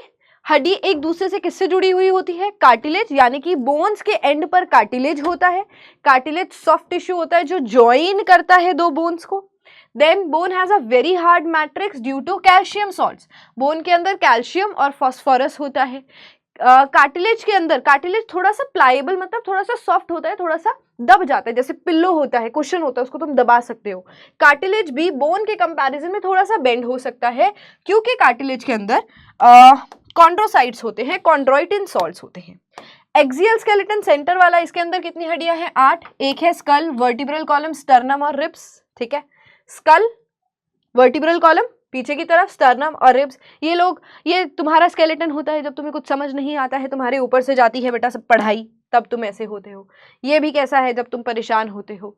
चलो अपेंडिकुलर स्केलेटन्स की बात करें, अपेंडिकुलर में ज्यादा बोन्स हैं, क्योंकि हमारे हाथ की सारी अलग अलग बोन्स गिनते हैं ना हम, तो अपेंडिकुलर स्केलेटन में ज्यादा बोन्स हैं। इसमें एक तो हमारे हाथ पैर, फोर लिम्स, हाइंड लिम्स और गर्डल्स, पेक्टोरल और पेल्विक गर्डल्स, राइट। देखो बेटा, अगर हम एक्सियल स्केलेटल की बात करें और सबसे पहले स्कल की बात करें तो एक है क्रेनियल बोन्स जो कि है 8, फेशियल बोन्स जो कि है 14। अगर तुम देखो तो तुम्हारे फेस पे ज्यादा काम हो रहा है, तभी ज्यादा हड्डियां हैं। जो हमारी क्रेनियल बोन्स हैं वो कितनी है? जो सामने से देखोगे वो होगी फ्रंटल, जो पीछे से देखोगे वो कौन सी होगी? ऑक्सीपिटल। यहाँ पर पेराइटल ऊपर की तरफ, और कान के ऊपर जहाँ मंदिर की घंटी जाती है यानी कि टेम्पल की घंटियाँ, टेम्पल से टेम्पोरल, ये वाली टेम्पोरल होगी। फ्रंटल एक है, पेराइटल 2 है, टेम्पोरल 2 है, पीछे ऑक्सीपिटल 1 है। स्फीनॉइड और एथमॉइड बोन तुमको बाहर से नहीं दिखेगी, तुमको अंदर से देखना पड़ेगा स्फीनॉइड और एथमॉइड बोन को। अगर तुम इस डायग्राम पर आओ तो देखो, स्फीनॉइड बोन तुमको यहाँ थोड़ी सी दिखती है, ठीक है, और एथमॉइड बोन तो और अंदर होगी। ये तुमको जो आंख है उसके सॉकेट से दिख जाएगी बेटा, ठीक है, बेस पर प्रेजेंट होगी स्फीनॉइड एथमॉइड बोन। तो ये हमारी 8 बोन्स है जो स्कल के अंदर है, क्रेनियम के अंदर है। फेशियल बोन्स देखो, नाक की 2, नेजल, मैक्सिलरी, मैक्सियल, ये बेटा हमारे जॉ की है जो ऊपर ऐसे 2 आ रही है। मैक्सिला देखो, ये साइड में से दिख रहा है तो एक इधर से और एक दूसरी साइड से, तो 2 मैक्सिली हो गई, 2 नाक की हो गई यहाँ पर। उसके बाद एक है zygomatic, lacrimal, palatine, inferior nasal, mandible and vomer. Mandible and vomer देखो, ये तो हाइट बोन है, ये फ्री होती है। मैंडिबल तुम्हारा लोअर जॉ हो गया, ठीक है। जाइगोमैटिक बोन जो हमारे आंखों के सॉकेट के नीचे है, ये नेजल बोन हो गई।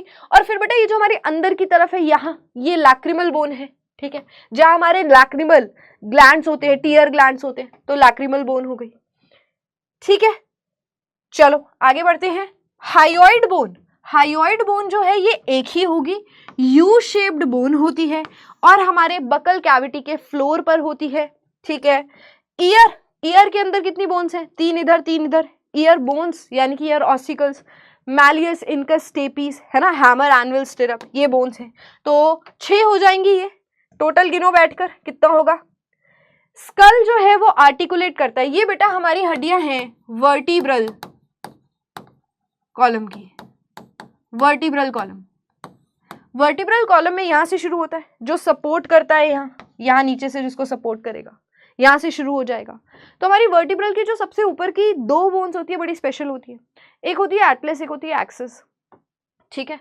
The skull articulates with the first vertebrae Atlas of vertebral column. Atlas नाम इसलिए है क्योंकि देयर वाज दिस गाय जो अपने एक माइथोलॉजी में बताया गया है कि not just a guy, there is this divine figure जो पूरे वर्ल्ड को अपने सर पर होल्ड करके रखते हैं, ठीक है। तो ही इज बेसिकली एक क्या बोलते हैं इंग्लिश में कि हमने सेम तरीके से उनको समझाने की कोशिश करी है। बेसिकली हमारा जो स्कल है वो वर्ल्ड बना दिया, और वर्टिब्रे जो है सबसे ऊपर वाली वो हमारे पूरे स्कल के भार को, वजन को होल्ड करके रखती है। प्लस हम स्कल को ऐसे ऐसे मूव कर पाते हैं, तो यहाँ पे पिवट जॉइंट होता है जो कि मूवमेंट अलाउ करता है। सबसे ऊपर वाली एटलस हो गई, उसके नीचे वाली एक्सिस हो गई, and vertebral column with the help of 2 occipital condyles, इसलिए हमारे पास डाइकॉन्डाइलिक स्कल है, ठीक है। तो 2 ऑक्सीपिटल कॉन्डाइल्स होती है जो कि एटलस से जुड़ी हुई होती है, जिसकी वजह से हम मूव कर पाते हैं। 2 है इसलिए डाइकॉन्डाइलिक स्कल होगा। वर्टिब्रल कॉलम, वर्टिब्रल कॉलम में एटलस और एक्सिस तो पहली हो गई 2, टोटल 26 है। 5 टाइप होते हैं, सर्वाइकल वर्टिब्रे 7, स से सर्वाइकल, स से 7, थोरैसिक 12, लंबर 5, 7 और 5 12, ये ट्रिक है इसको याद करने की। फिर सेक्रल वर्टिब्रे है बेटा, एक्चुअली ये पहले 5 थी बचपन में, फिर ये फ्यूज हो गई और 1 बन गई। फिर है हमारे पास कॉक्सीजियल वर्टिब्रे, ये भी 1 फ्यूज होकर बनी है, पहले ये 4 थी फिर 1 बन गई। सेक्रल वर्टिब्रे ऐसे पत्ते जैसी होती है। कॉक्साइजियल वर्टिब्रे इसको टेल बोन भी बोलते हैं, इसमें बहुत जल्दी फ्रैक्चर हो जाता है, टूट जाती है, ठीक है। धीरे धीरे हो सकता है आने वाले टाइम में जो कॉक्सीजियल बोन है ये बेटा वेस्टिजियल हो जाए, ठीक है। चलो आगे आ जाओ। Vertebra has a central hollow portion. Vertebrae backbone का काम क्या है कि बीच में से स्पाइनल कॉर्ड को जगह देना है, तो वर्टिब्रे के बीच में जो छेद जा रहा है उसको हम न्यूरल कैनाल बोलते हैं, क्योंकि यहाँ से नर्वस सिस्टम की स्पाइनल कॉर्ड जा रही है। Number of cervical vertebrae are 7 in almost all mammals, 7 ही होंगी, मोस्टली मैमल्स के अंदर होता है। वर्टिब्रल कॉलम स्पाइनल कॉर्ड को प्रोटेक्ट करती है और हेड को सपोर्ट करती है, and serves as the point of attachment, जहां से रिब्स आकर जुड़ती हैं। रिब्स पीछे से वर्टिब्रे से जुड़ेंगी, ठीक है। फिर आ जाओ स्टर्नम की अगर हम बात करें, ये हमारी डैगर जैसी बोन होती है। सबसे ऊपर वाला पार्ट इसका मेन्यूब्रियम होता है, ठीक है। फिर ये इसकी बॉडी हो गई और लास्ट में हो गया जाइफॉइड प्रोसेस। प्रोसेस का मतलब क्या होता है, जब किसी बोन से कोई शार्प बोन निकल रही हो तो उसको हम प्रोसेस बोल देते हैं। स्टर्नम हमारी ब्रेस्ट बोन भी है और उसको फ्लैट बोन बोलते हैं क्योंकि सामने से फ्लैट होगी, right. One flat bone on the ventral middle line of the thorax, ये जो हमारी थोरैसिक कैविटी है इसकी सेंट्रल लाइन बनाती है। क्लियर है? चलो आगे आ जाओ। फिर है हमारे पास रिब्स। रिब्स कितने रिब्स है बेटा हमारे पास? हमारे पास 3 टाइप्स ऑफ रिब्स होते हैं। एक्चुअली टोटल पेयर्स तो 12 होते हैं, पेयर में होती है 12 लेफ्ट साइड 12 राइट साइड, तो टोटल गिनने बैठोगे तो 24, पेयर में करेंगे तो 12। अब ये जो 3 टाइप्स हैं वो कैसे हैं, देखो लाना पड़ेगा डुगू को।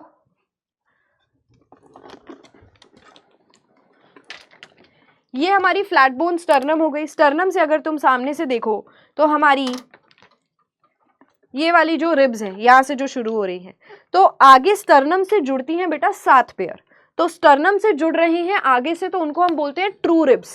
पहली 7 जो है वो इससे जुड़ती हैं।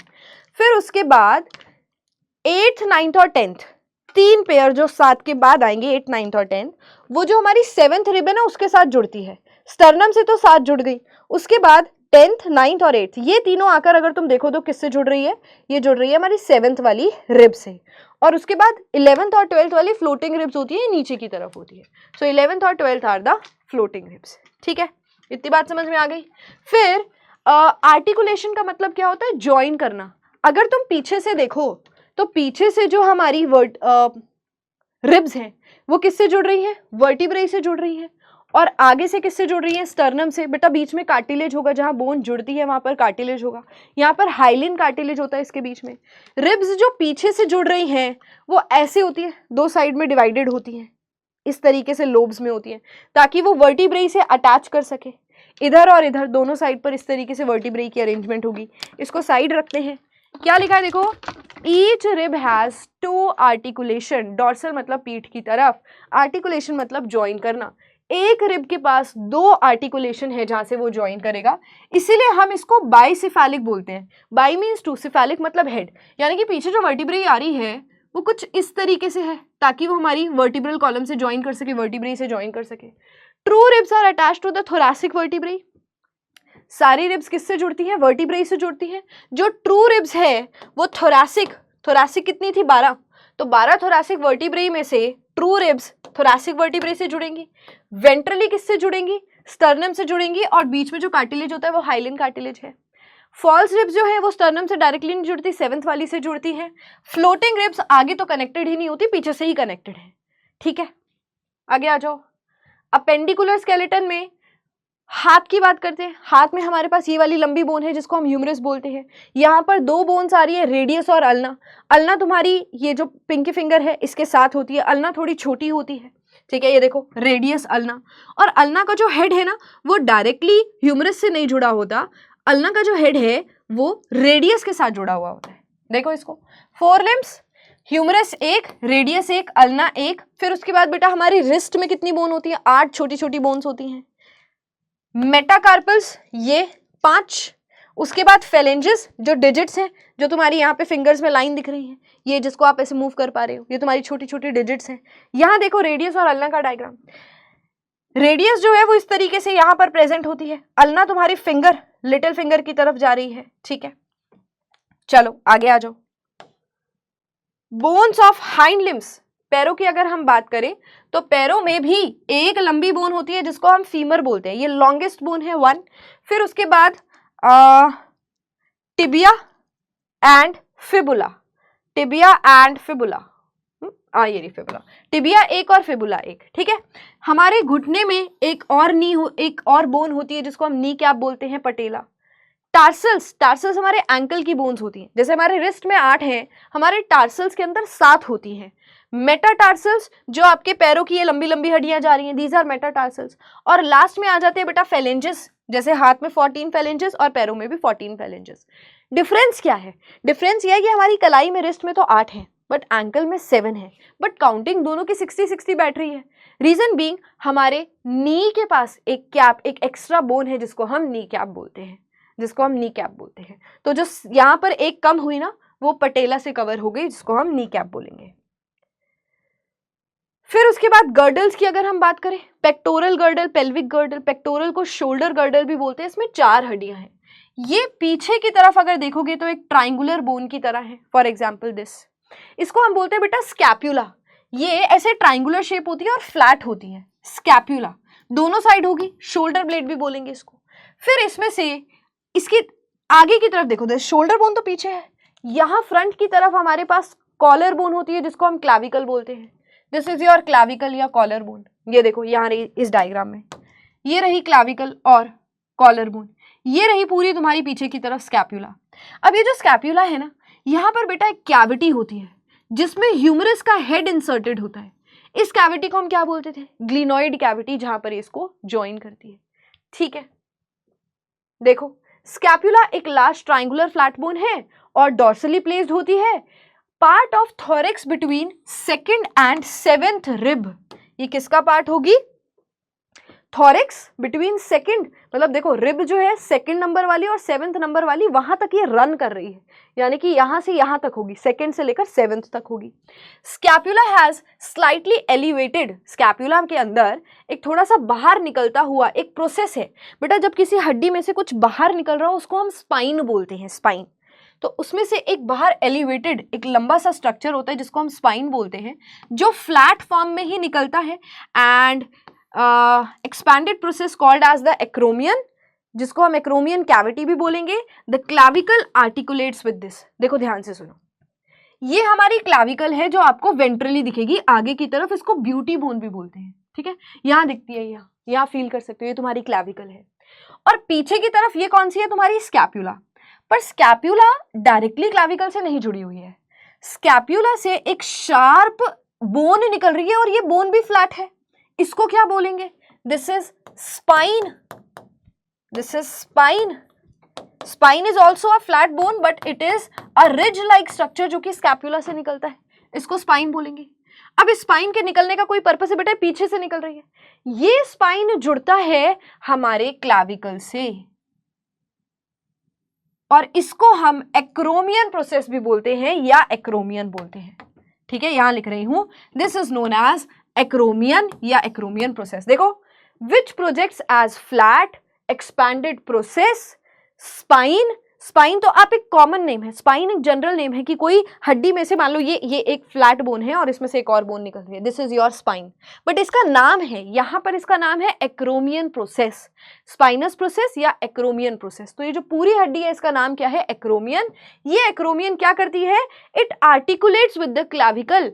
एक्रोमियन आर्टिकुलेट यानी कि ज्वाइन करता है क्लाविकल के साथ। ये तुम्हारी एक्रोमियन है। ठीक है, स्पाइन निकलता हुआ पार्ट, हड्डी का नाम क्या है? एक्रोमियन, क्लाविकल से जुड़ेगी। बिलो द एक्रोमियन, एक्रोमियन के नीचे एक डिप्रेशन है, एक गड्ढा है जिसको ग्लिनोइड कैविटी बोलते हैं, जो कि ह्यूमरस के हेड से जुड़ेगा और इसीलिए हम इसको यहाँ पर शोल्डर जॉइंट का नाम देंगे क्योंकि यहाँ पर जुड़ रही है इसके साथ। Then pelvic girdle. Pelvic girdle में 2 हड्डियां हैं। ठीक है, एक्चुअली जो आपका कॉक्सिल पार्ट होता है ना, वो 3 बड़ी बड़ी हड्डियों के फ्यूज होने से बनता है। जब आप यहाँ पर पेल्विक गर्डल को देखोगे तो 3 हड्डियां यहाँ पर जुड़ रही हैं, इलियम, इस्चियम एंड प्यूबिस। ये जो स्टार्टिंग वाला एरिया ना, फ्रंट वाला एरिया, इसको हम प्यूबिस बोलते हैं। इलियम देखो पीछे से आ रही है, पूरी फ्लैट बोन है। फिर ये क्या है हिस्सा? दिस इज योर इस्चियम और सेंटर में होता है प्यूबिस। इसी एरिया को तभी हम नाम देते हैं बेटा प्यूबिक एरिया, है ना, जहाँ पे हमारे रिप्रोडक्टिव ऑर्गन्स प्रेजेंट होते हैं। देखो यहाँ पर ये जो पीछे से बड़ी सी बोन आ रही है, दिस इज योर इलियम। फिर आगे की तरफ ये क्या है? इस्चियम। और सेंटर में जहाँ ज्वाइनिंग हो रही है उसको हम बोलते हैं प्यूबिस। तो इलियम, इस्चियम, प्यूबिस, इन तीनों से मिलकर आपका कॉक्सल एरिया बना हुआ होता है। ठीक है, पीछे की तरफ अगर तुम देखोगे, ये जो पत्ते जैसी बोन तुमको दिख रही है, ये कौन सी है? जो हमारी वर्टिब्रेई के लास्ट के 2 पार्ट्स हैं, सबसे नीचे वाली ये देख रहे हो, ये तो है कॉक्सिक्स, कॉक्साइजियल वर्टिब्रेई, और उसके ऊपर है पत्ते जैसी सेक्रल वर्टिब्रेई या फिर सेक्रम। ठीक है, तो देखो, at the point of fusion of ilium, ischium and pubis there is a cavity which is known as acetabulum to which the thigh bone articulates. अब यहाँ पर बेटा थाई बोन को भी जोड़ना है। ये थाई बोन इस गड्ढे में जुड़ेगी। इस गड्ढे को क्या बोलते हैं? एसिटाब्यूलम। ये एसिटाब्यूलम वो कैविटी है जहाँ पर आपकी फीमर जुड़ती है, और हाथों में जो कैविटी थी उसको हम क्या बोलते थे? Glenoid cavity. Glenoid cavity. The two halves of the pelvic girdle meet ventrally. पीछे से निकल रहे हैं, आगे की तरफ जुड़ते हैं। जिस एरिया पर जुड़ रहे हैं उसको हम बोलते हैं प्यूबिक सिम्फिसिस। जहां पर आपकी दो प्यूबिक की बोन्स जुड़ रही हैं वो एरिया क्या कहलाता है? Pubic symphysis containing fibrous cartilage. अब इसमें तो नहीं दिखेगा, यहाँ तो हड्डी है प्यूबिस, बट यहाँ बीच में क्या होगा? कार्टिलेज होगा। उस एरिया को हम प्यूबिक सिम्फिसिस बोलते हैं, जो कि कार्टिलेज से जुड़ा हुआ है। यहाँ पे तो इसमें तो गैप दिख रहा है ना, सच में वो गैप नहीं होता है, वो कार्टिलेज से कवर्ड होता है। ठीक है, ये देखो एक बार ये भी देख लो। ये इलियम है, आगे की तरफ आई, फिर इस्चियम है, और ये जो फ्रंट में है दैट इज प्यूबिस। ये कॉक्सीजियल बोन है, कॉक्सिक्स, और ऊपर है तुम्हारी सेक्रम वर्टिब्रे। ये पूरा हमारा पल्विक गर्डल बनाता है बेटा।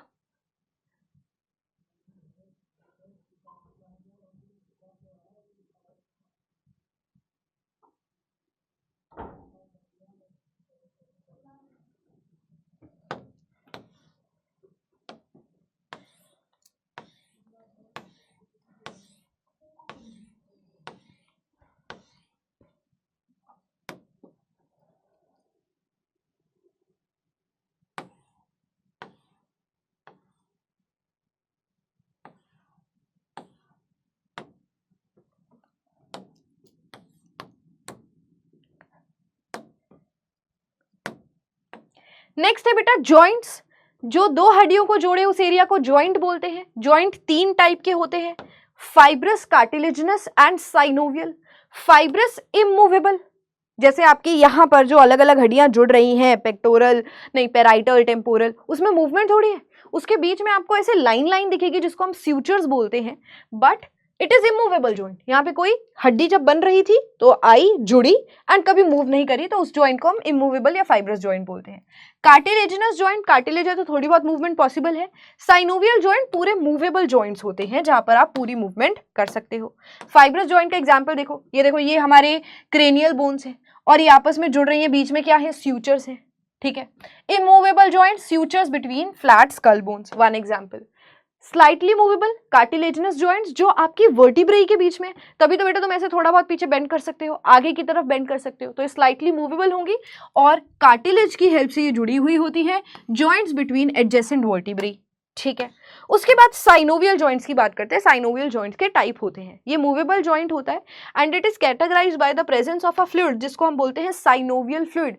जो आपके घुटने में बोलते हैं ना कि घुटने में पानी खत्म हो गया है, घुटने का पानी जो है वो, घुटने घिस गए हैं जोड़ों में, जो बेसिकली आपने सुना होगा आर्थराइटिस, र्यूमेटाइड आर्थराइटिस प्रॉब्लम जो होती है उसमें साइनोवियल फ्लूइड खत्म हो जाता है जिसमें घुटने में दर्द होता है। ठीक है, ये जेनेटिक भी हो सकता है, उम्र के साथ भी हो सकता है। सो इट इज प्रेजेंस। देखो अगर हम इस डायग्राम को देखें तो यहाँ पर क्या है? ये ऊपर एक हड्डी है, ये नीचे वाली एक हड्डी है, ये आपस में जुड़ रही है। ग्रीन कलर का जो तुमको दिख रहा है बेटा वो कार्टिलेज है, दिस इज द कार्टिलेज। ठीक है, जो इसको जोड़ रहा है। दो बोन्स आपस में किससे जुड़ी हुई होंगी? लिगामेंट की हेल्प से।